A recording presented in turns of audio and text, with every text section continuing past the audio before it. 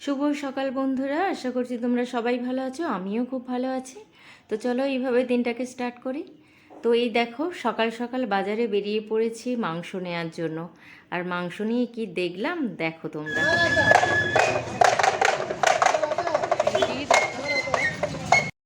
মাংস নিয়ে ফেরার পথে দেখছি এটা মনে হয় সাপুড়ে। তো আমি খুব একটা বুঝতে পারলাম না, কিন্তু সময়ের জন্য আমি আর দাঁড়াতে পারলাম না, ওই কারণে বাড়িতে তাড়াহুড়ো করে চলে আসলাম। আজকে আমার হাজব্যান্ড চলে যাবে, তো তার জন্য সকাল সকালে একটু রান্না চাপিয়েছি। তো এখানে সব রকম সবজি দিয়ে একটু চচ্চড়ি বানাচ্ছি, সব রকম সবজি একদম কালারফুল। আর এখানে আছে পেঁপে আলু দিয়ে একদম মাংসের পাতলা ঝোল। প্রেশারে বসিয়েছি। অ্যাকচুয়ালি প্রেশারে বসালে কি হয়, ঝোলটা একটু পাতলা হয়। আর আমার মনে হয় কড়াইয়ের থেকে প্রেশারের টেস্টটা একটু আলাদা হয়। তো সেই কারণে ও একটু পাতলা ঝোল খেতে ভালোবাসে চিকেনের। তো সেই কারণে প্রেশারে বসিয়েছি পেঁপে আলু দিয়ে। যেহেতু আজকে যাবে, একটু হালকা রান্না করে দিচ্ছি, কোনো মশলা ছাড়াই। মানে একটু এক চামচ করে আদা রসুন বাটা, টমেটো যেগুলো দিলে হয় সেগুলো একদম অল্প পরিমাণে দিচ্ছি। আর একটু আলু উচ্ছে সেদ্ধ করে নিয়েছি, এইটা ব্যাস। আর একজন গেছে, মানে আমার এই যে মিষ্টির গল্পটা তো করা হয়নি তোমাদের সাথে। এই দেখো, ওই যে খাঁচাটায় যেটাতে ছিল সেটা তো পুরো ফাঁকা করে দিয়েছে। এটা মানে যার কাছে খাঁচা তৈরি করতে দিয়েছে আমার হাজব্যান্ড, তো সে আর কি টেম্পোরারি এই খাঁচাটা পাঠিয়েছে রাখার জন্য কিছু দিনের জন্য। দেখো তোমরা, এই ধরো এক সপ্তাহের মতো আছে, দেখো কি অবস্থা করেছে। দেখো দেখো, পুরোটাই ফাঁকা করে দিয়েছে, এত দুষ্টু। আবার দেখা হচ্ছে। তো আজকের ফাইনালি ওর খাঁচা আসছে, জানি না, আনতে তো গেছে। এইবারে মনে হচ্ছে খাঁচাটা আজকে দিয়ে দেবে, তো দেখা যাক। তো এই খাঁচাটা তো ওর কাছে জাস্ট এক সপ্তাহ লাগবে, পুরো ফাঁকা করে দেবে, ভেঙে একদম চৌচির করে দেবে। তো সেই কারণে আর কি তাড়াহুড়ো করে, যেহেতু আজকে আমার হাজব্যান্ড চলে যাচ্ছে, তো আমি বললাম যে এর একটা ব্যবস্থা করে দিয়ে যাও। ভীষণ দুষ্টু হয়েছে, ভীষণ দুষ্টু, দেখছে আবার। তো চলো। আর আরেকজন আমার, সবাই গেছে পাখির খাঁচা আনতে। আর পাখির খাঁচাটা আনলে আমি একটু শান্তি পাই। এত বদমাশ হয়েছে খাঁচাগুলো, মানে যে নতুন খাঁচাটা এনে দিয়েছে দেখলে তোমরা কি অবস্থা করেছে। চলো আমাদের মিষ্টির নতুন ঘর তোমাদেরকে দেখাই। না, ও আস্তে আস্তে ভয়টা, না কাঠটা সরাতে হবে না, ও ঠিক হয়ে যাবে।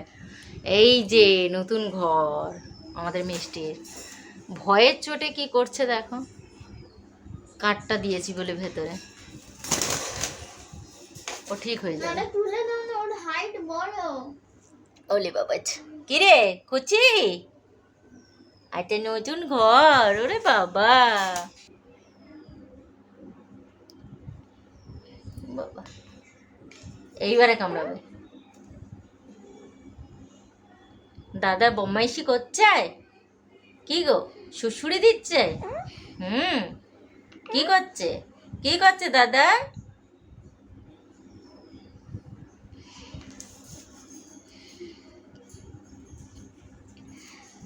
চল বাবু, চলে স্নান টান করে নে। আবার একটু গাটা গরম, জ্বরটাও এসছে আজকের থেকে, গা হাত পা গরম। চলো স্নানটা করবি, চল। কামড়াবে কিন্তু তোকে এবারে। স্নান টান করে সমস্ত কাজ কমপ্লিট করে নিলাম, ঠাকুর ঘর কমপ্লিট। এখন খুব খিদে পেয়েছে, তো চলে এসেছি খেতে। আজকে কিভাবে 10 দিন কেটে গেল বুঝতেই পারলাম না। ছেলের বার্থডেতে ও এসেছিল। ও যতবারই আসে বাড়ির পেন্ডিং কিছু কাজ থাকে, ও সববারই সেগুলো করে দিয়ে যায়, কারণ আমার পক্ষে পসিবল নয় সব কাজ করা। তো যতবারই আসে ও সেই কাজগুলো কমপ্লিট করে, তার সাথে সাথে অফিসের কাজও কমপ্লিট করে। তো আজকে যাওয়ার দিনও অফিসের কাজ করেই যাচ্ছিল। তো আমি ড্রাই ফ্রুট যা যা গুছিয়ে দেওয়ার সেগুলো আমি গুছিয়ে দিয়েছিলাম। আর ওই এই কাজের সাথে সাথে ও গাড়িও বুক করে নিয়েছিল এয়ারপোর্টে যাওয়ার জন্য। তো আজকে 6:30, 6:55 ফ্লাইট। তো তাড়াহুড়ো করে বেরিয়ে গেল, গাড়িও এসে গেছে।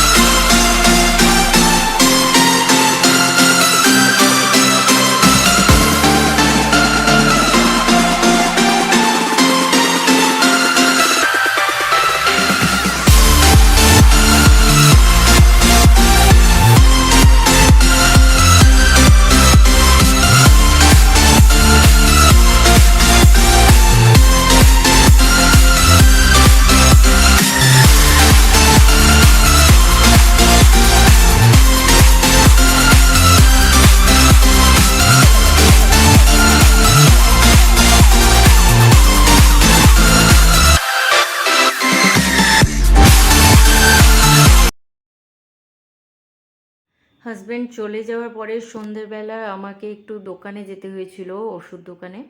তো কারণ ওর ক্যালপলটা শেষ হয়ে গেছিলো, তো রাতে জ্বর আসতে পারে, সেই কারণে তাড়াহুড়ো করে ওষুধ নিয়ে বাড়িতে চলে এলাম। আর একজনের অবস্থা দেখেছিস? বাবু দেখ কি করছে, দেখ।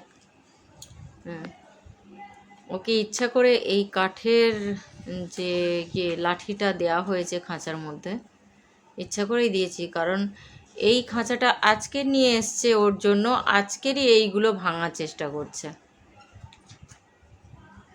সেই জন্য এই কাঠের এই লাঠিটা দিয়েছি, ওটার উপরেই যাচ্ছে। ওই যে এই যে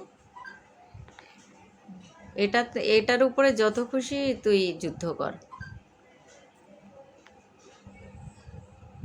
আয় আয়, মানে গায়ে যত জোর আছে ও চেষ্টা চালিয়ে যাচ্ছে।